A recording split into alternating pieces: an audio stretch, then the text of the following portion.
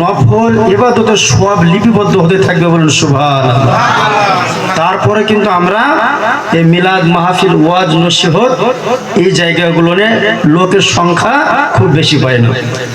তবে একটা জিনিস জেনে রাখেন, আজকে আমরা যিনারা এখানে উপস্থিত হতে পেরেছি, আমরা যিনারা এখানে এসেছি, আমাদেরকে আল্লাহ বড় ভালোবাসেন বলেই পাঠিয়েছেন, ঠিক কিনা?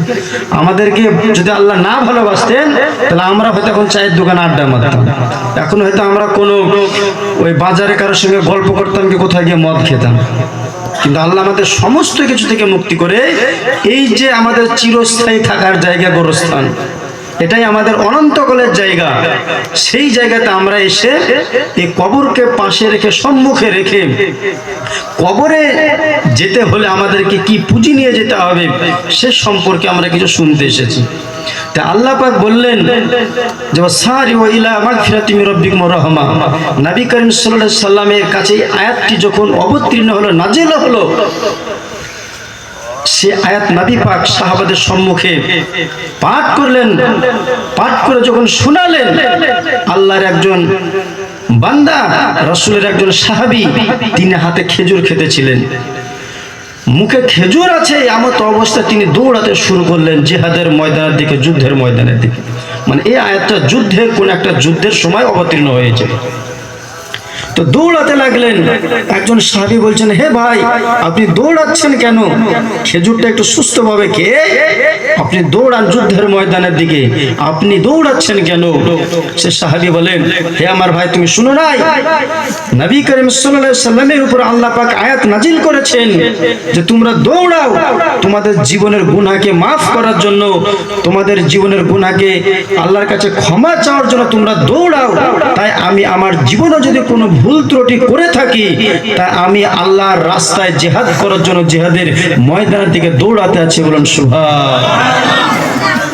তাহলে তিনারা কিভাবে নিজের জীবনের গুনাহগুলোকে মাফ করার জন্য দৌড়েছেন, আর আমরা নিজের জীবনের গুনাহ কামাই করার জন্য দৌড়াচ্ছি। তাই আজকে আমাদের এই রমজান মাস, এটা নেকি সঞ্চয়ের মাস, এটা পাপ মোচনের মাস।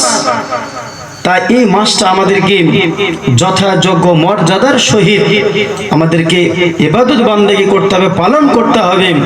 তাহলে পরে আমাদের আমল নামাতে নেকি সঞ্চয় হবে এবং আমরা গুনাহ ক্ষমা করার জন্য দৌড়াতে পারব। আজকে রাতটা একটা বিশেষ গুরুত্বপূর্ণ রাত। আজকে 25শে রাত্রি। আমরা সকলে জানি যে 21, 23, 25, 27 এবং 29 এই রমজান মাসের শেষ 5টি বিজোড় রাত্রিতে আল্লাহ পাক লাইলাতুল কদর সংঘটিত করতে পারে। কিন্তু আমরা সবাই সুবিধা পেলে তার অন্যদিকে চাই না, আমরা শুধু 27 রাত নিয়ে টানাটানি করি, ঠিক না? আমরা ভেবে নিয়েছি, আলিম ওলামারা বলে যে 27 রাতে কদর হওয়ার সম্ভাবনা বেশি, তো ওই আমরা শুধু 27 নিয়ে পড়ে থাকি, অন্যগুলো আর অত দেখতে যায় না। তো যাই হোক, আল্লাহ পাক বলেছেন এই 5টি বিজোড় রাত্রির মধ্যে যে কোনো একটা রাত্রিতে লাইলাতুল কদর হবে। কোন রাত্রি?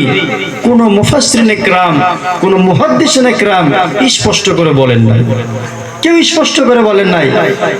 কোন কোন মুফাসসিরিনে কিরাম, মুহাদ্দিসিনে কিরাম একটু ইঙ্গিত দিয়েছেন যে 27 তারিখে হওয়ার সম্ভাবনাটা একটু আছে, ইঙ্গিত দিয়েছেন, এর বেশি কিছু নয়। তাই আমাদেরকে 5টা রাত্রি জাগতে হবে। তো আমাদের তো 21 চলে গেছে, 23 চলে গেছে, আজকে 25 রাত, 25 তারিখের রাত। আজকে যদি আমরা 2-1 ঘন্টা এই সভাতে বসে থাকি, তো এটাও আমাদের লাইলাতুল কদর রাত্রি জেগে থাকার ইবাদতের সমতুল্য হবে, বলুন সুবহানাল্লাহ।